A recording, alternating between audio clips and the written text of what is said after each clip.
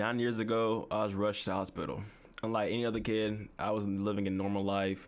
I go to school, I come home, play the game, or go outside and play with friends and family. So at this time, I was in 5th grade.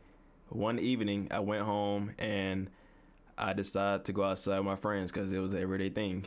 We played basketball for an hour or two. It was like 4 or 5 of us, and we decided to go play hide and go seek. One of my friends' name, I'm gonna call him CJ. CJ lived 5 houses down from us, and we all went over there to play hide and go seek because his yard was bigger and it had more areas to hide in, so it was way more fun. At the time, CJ was the fastest out of the whole group. He was the fastest kid in 5th grade at the time, and people had a lot of respect for him. He was like the #1 track student on the team. He was the fastest person in our 5th grade. So it was me, CJ, my brother, and 3 other people. We all went down to CJ's house, 5 houses down, to go play hide and go seek. Is that the worst part? When we finally made it 5 houses down, we decided to pick the safe area for us to play hide and go seek. And we decided to pick the circle sewage thing that's in the ground.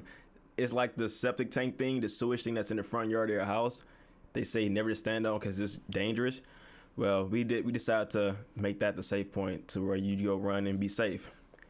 Right next to that was a concrete box. It was a concrete square box that had something to do with construction in the neighborhood, like to fix the sewage system. Everyone had in their yard to fix something. On the concrete thing, it was a box in the grass, and it had sharp endings to it. It wasn't like pointing sharp. It was a good little cut to the edges. So we didn't really mind it because we didn't think it would be that sharp or that dangerous. So we finally played a game of hide and go seek, and it was me and CJ left. We were the last 2. CJ was it, and I was the runner to be safe.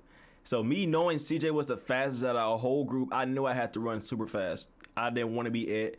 I didn't want to be embarrassed in front of my friends. I didn't want to be laughed at or be it. So me knowing Nick was the fastest, we got to the scenario to where the septic thing and the concrete box was in the middle of the yard. CJ was on the other side of the yard, and I was right here. So we both were like going full speed to get. He was trying to get to me, and I was trying to get to the safe area. So I ran hard as I can. I ran full speed. I know he was the fastest. I know he was running full speed too. So think about the concrete thing that's in the middle of the ground. We both were coming in at it. So we both ran. I slid like a baseball player. You know how you slide with your leg inside your leg and with your knee sticking out? So I slid right, and Nick was in front of me. He was trying to get me. So I ran real hard. I slid, and then I went down. I was safe though, but my knee was exposed to the sharp endings of the concrete box that was in the middle of the yard. So when I slid, it hit the boom. I heard like a thump noise on my knee. I didn't think much of it until I looked down at my knee. I was like, oh my God. My knee was like popped open. My knee was like this. It was like open. You can see like my ligaments, my bones. It was nasty. My blood was coming down my leg. So the moment I hit my knee on the corner of that concrete box, I didn't think much of it. Like I was going through adrenaline.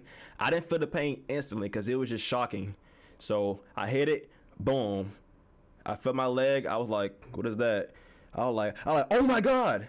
I was like, somebody help me. Like, I was screaming like somebody. I was scared out of my mind. I didn't know what I wanted to do. I was scared. Everybody came over. Everybody was freaking out. Like, oh my God, Zach, you knee up. Like, what happened? So 3, 4 of my friends, they picked me up. I legit walked 5 houses down to my house to get to my parents. My brother ran in front of me to go get my parents, let them know I fucked my knee up. So my mom came outside freaking out. My dad came outside like, what happened? And we had to go to the hospital because my leg was just coming out, and my knee looked like a popped open orange. So think about an orange, right? You cut the orange and you fold it inside out. That's how my knee was. It was, my ligaments were showing, my bone was showing, and it was blood going in my leg. And I took that like a champ, bro. I walked 5 houses down on my knee. So they put me in the back seat of the car, and my mom got a belt tied around my leg so I can stop the bleeding. And when I say this pain was so excruciating, she put this rag on top of the wound to keep it from like bleeding more. She put it and tied around my knee. I was freaking, it was so hard. It was bad. So about 5 minutes later, my mom's hauling ass on the road, getting to the hospital because my knee was really messed up bad. And when I got there, they put me in a wheelchair to the hospital. I waited like 5-10 minutes. They called my name in the back. When they called my name, I was mad nervous. The hospital was mad cold. I didn't know nobody there. They called my name. Your boy Zara's just sitting back, chilling on the wheelchair, going in the back. You know me. I was good until they put me on that damn bed and they put that big ass needle on my knee. Yes, a needle. So as I was going to the back, they checked me in. They laid me down on the bed. It's not sus. I know some of you gonna cut that out. It's not sus, okay? Why'd I say it like that? Oh my God. So I was laid down in the bed and my dad gave me an iPad so I can watch Netflix because he knew it was bad and he wanted to keep me as calm as possible. My mom was sitting there mad and nervous and they don't know what was gonna happen to me. And the doctors came in, they came and got a needle. They had a tray full of utensils. They had like a needle, a knife, and some other stuff. I don't know what it was. I don't remember. But the first thing they did, this is the worst pain I've ever felt in my life.